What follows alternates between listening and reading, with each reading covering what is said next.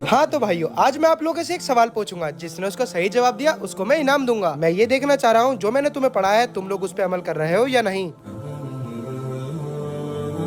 ये रहे 3 संतरे। इसे तुम्हें ऐसी जगह खाना है जहाँ तुम लोगों को कोई देख ना सके। ठीक है इमाम साहब।